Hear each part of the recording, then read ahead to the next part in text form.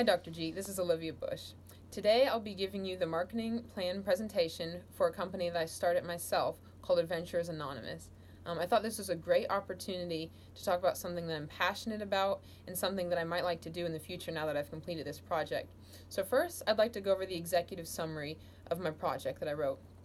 Like I said, this is a startup plan, and so it includes everything from my goals, my vision, my strategic plan for success, and so I'd like to walk you through each of those steps. So first, I'll start by just summarizing what the whole project is about. And so Adventurers Anonymous is a Christian outdoor adventure company. Our mission is to unify people's hearts with Jesus, nature, and others through outdoor adventures. A few of the strategic goals that I'll go over are sharing Jesus' love with others, inspiring people to be passionate about nature, unifying teams, and creating lifelong adventurers.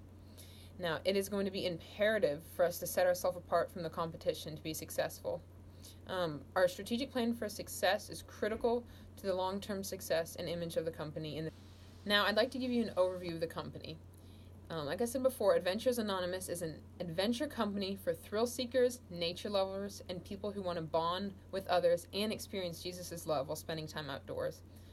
We are located in Clemson, South Carolina, and the company was founded on August 6, 2018. We offer 8 different categories of outdoor adventures. So now I'd like to go through the environmental analysis, and this hypothetically was created by my entire team because I realized that it took each member's knowledge of the different aspects of the job, and it just really helped to see all their different strengths play into this to help me make this plan. And so in summary, for our environmental analysis, this company is a new, small company. It's locally owned and operated. Its staff is 4 intern-level employees, 10 full-time employees, and a director, which is myself. And like I said, the entire team worked to create this marketing plan. So now I'd like to talk about the marketing environment. Some of our competitive forces are 20 outdoor adventure companies that are located within our vicinity. And I was making this project, I also realized that there's another category of companies that we compete with that many people might not think of, and that's Christian camps.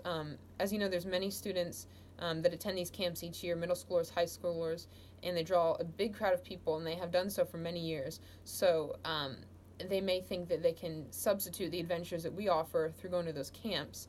And by making this marketing plan, I'd like to prove that my company offers a better substitute to that. So those are the competitive forces. Now there's 6 forces that I'd like to go over in our marketing environment plan. The first is the competitive, and the second force that I'd like to talk about are the economic forces. Some of the economic forces are the participation in outdoor recreation is dwindling nationwide, and this is something that my company would like to tackle and try to just spark an interest in people for the love of adventure again. A political force that we are dealing with are threats from government usage of public lands. Recently, the government just hasn't done a great job of taking care of our public lands. Many of them are being threatened, from deforestation to pollution and many other factors. So that's something that's a big thing that we have to worry about and would like to advocate against. A few of the legal and regulatory forces are there is a high risk for lawsuits in this field, just because of the nature of outdoor adventures and just the risks that are inherent to that. It is possible that people will get hurt, and so we need to make sure that we'll protect ourselves through having different waivers for people to sign, making sure that we have the proper insurance and that people are informed about what our adventures include. Some of the technological forces are just the advances recently that seem to be drawing people away from the outdoors. And lastly, the socio-cultural forces include people seeking instant gratification.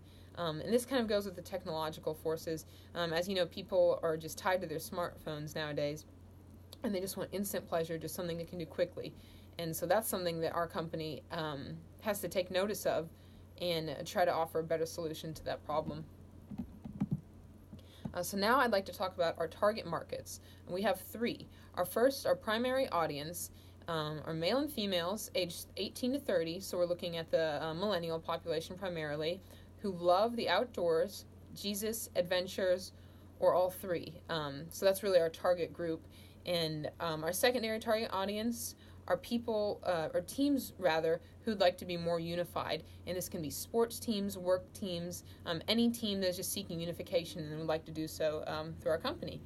And our last target audience are first-time adventurers. And this is really an exciting venture for our company because many companies don't focus on this aspect, and we offer that uniquely, that we take people, first-timers on adventures, and we just show them the ropes and just try to create a passion for adventure inside of them. So I'd like to talk about our services offered. And so in summary, we offer guided adventures to groups of 2 or more people, all ages, backgrounds, and experience levels. And like I said in the executive summary, we offer 8 categories of outdoor adventures, and those include adrenaline activities, photography sessions, Bible studies, hiking, education, sightseeing, first-time adventures, and team unifying activities. Next, I'd like to go over our competition again. Like I said, we have 20 outdoor adventure companies located in close proximity to us and several Christian summer camps in the area. A key factor to success for us, for the company, will be to set itself apart from other outdoor adventure companies by offering unique adventures for people of all ages and experience levels and having excellent customer service. All right, so some of the strengths of my company. Going back to customer service, my staff is outgoing, friendly, they're experienced outdoors people, and enthusiastic followers of Jesus, and that is huge for me. The last part, they have to love Jesus, and I want them just to just show that to others and draw them into his love through the way that they treat them. My team strives for excellence in everything. That's something that's huge right now at my current job at SWU in the Residence Life Department. That's something I've been taught, and that's something that I hold on to tightly, that just excellence is very important in any job, especially starting a new company. Another strength is our unique offerings. We offer things that many outdoor adventure companies don't offer, such as first-time adventures and team unifying experiences.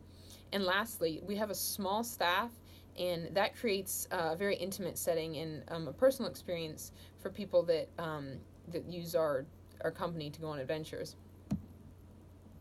All right, now next, weaknesses. And these are all part of the SWOT analysis. So some of our weaknesses, I'll just go over a few. This area is saturated with other outdoor adventure companies, just because where we're located, that's a great area for it, and that's one weakness. Now, our small staff is a strength, but once again, it's also a weakness, just because it doesn't let us offer as many adventures as if we were a bigger company. And then lastly, we have a small budget right now for operating costs, and this just limits the amount of available resources we have, such as equipment and building space. Some of our opportunities, we are in a beautiful geographic location. As I'm sure you know, there are many waterfalls in the area, mountains, just a great area. My company is located in Clemson, which is a college town, and there's a large amount of foot traffic, so it'll be very visible to the public. And lastly, the outdoor adventure industry has done historically well in this area. And so the last part of the SWOT analysis are the threats. This will be a summary, or rather, yes, because we've already talked about these. And so there's 20 outdoor adventure companies in the area, several Christian camps. There's a dwindling interest in outdoor recreation worldwide. And lastly, the current target audience has been dependent on handheld technology to entertain themselves. All right, so now I'd like to shift to our marketing objectives. And this can be summarized by our 4 goals of the company. Our 4 goals, most importantly, is to share Jesus' love with others. Second is to inspire people to be passionate about nature. Third is to unify teams. And fourth is to create lifelong adventurers. Now, moving on to the marketing mix, we offer 8 categories of outdoor unique adventures. So there's 4 P's of the marketing mix. That's called the product mix. The second P is price. We're committed to offering affordable prices to boost the market and make it accessible to more people. Place, we're in a busy downtown district of Clemson, which is great. And promotion, we're going to be using social media with great care, make sure that our advertisements show respect to people, and I'm going to review the staff to make sure that they are remaining excellent in customer service. Now, moving on to our marketing organization, we serve 3 distinct market categories, which were my target audiences that I spoke of earlier, and our staff includes 4 interns, 10 full-time employees, and the director. And moving on to one of the last closing parts. This part of the paper was titled The Activities, Responsibilities, and Timetable for Completion. So this is how I'd like to complete our plan for success. Phase 1, we're going to have a service line extension with 8 new subcategories of adventures offered. Phase 2 is our 5-year expansion plan. And some of the goals of this plan are to acquire enough staff and gear to expand the number of outdoor adventures weekly by 30%. We're going to expand into a second storefront, reach 10,000 likes on Facebook, and increase our margins by 50%.